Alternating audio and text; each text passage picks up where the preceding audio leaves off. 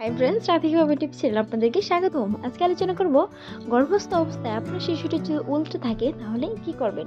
গর্ভের বাচ্চাটির যদি ঠিক পজিশন আছে কিনা এটা খুবই গুরুত্বপূর্ণ একটি বিষয়, কেননা এর উপর নির্ভর করে যে সন্তানটি নর্মাল না ডেলিভারি সিজারে হবে। অনেক গর্ভবতী ক্ষেত্রে বাচ্চা উল্টে থাকে, তাই গর্ভের বাচ্চা উল্টে থাকলে কি সমস্যা হতে পারে এবং কি করণীয় এই বিষয়ে আজকের এই ভিডিও। আশা করছি ভিডিওটি মনোযোগ সহকারে দেখবেন, আপনার অনেক উপকারে আসবে। বাচ্চার পজিশন উল্টো মানে কি? একটি গর্ভস্থ বাচ্চার স্বাভাবিক পজিশন হলো তার মাথা থাকবে নিচে এবং পা থাকবে উপরের দিকে। আপাতত দৃষ্টিতে এটাকে উল্টো মনে হলেও এটি গর্ভের বাচ্চা সহজে জন্ম নেওয়ার সঠিক পদ্ধতি বা পজিশন। কিন্তু কোনো ক্ষেত্রে বাচ্চাটির মাথাটি উপরে এবং পা নিচে থাকলে বাচ্চা উল্টে আছে বলা হয় বা চিকিৎসকরা ধারণা করেন।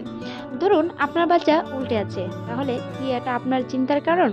প্রথমে জানতে হবে আপনার বাচ্চা কত সপ্তাহ চলছে বা আপনি কত সপ্তাহের গর্ভবতী। সাধারণত 37 সপ্তাহের পর বাচ্চা তার পজিশন পাল্টাতে পারে না, তাই এর আগে যদি আপনি জানতে পারেন বাচ্চা উল্টে আছে তাহলে চিন্তার কারণ নেই, কেননা বাচ্চা সবসময় নড়াচড়ার মাধ্যমে তার অবস্থান পরিবর্তন করতে পারে, কিন্তু 37 সপ্তাহের পর আর করতে পারে না। তাই তার আগে হলে আশা রাখুন, অবশ্যই সেটা ঠিক হয়ে যেতে পারে। বাচ্চার পজিশন উল্টে থাকে কেন?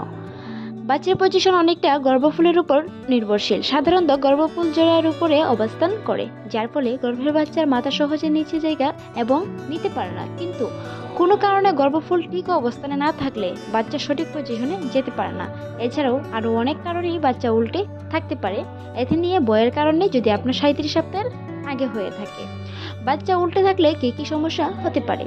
প্রথমত, বাচ্চার অবস্থান যদি শেষ পর্যন্ত উল্টে থাকে তাহলে ডাক্তারকে অনেক ক্ষেত্রে সিজারের সিদ্ধান্ত নিতে হয়। এছাড়াও প্রসবে কিছুটা অস্বস্তি সৃষ্টি হতে পারে, তাই সেটা নিয়ে দুশ্চিন্তার যেমন কারণ তেমনি চিন্তারও কারণ নেই।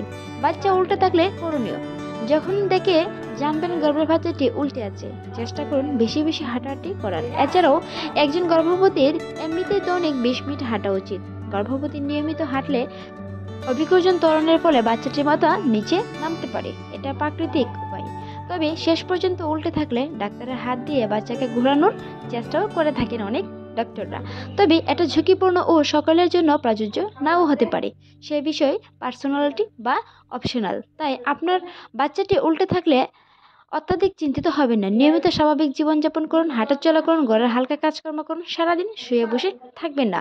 সর্বপক্ষে ডাক্তারের চেক আপ যে তার সকল পরামর্শ দেন। ভিডিওটি ভালো লাগলে সাবস্ক্রাইব করে পাশেই থাকুন। ধন্যবাদ।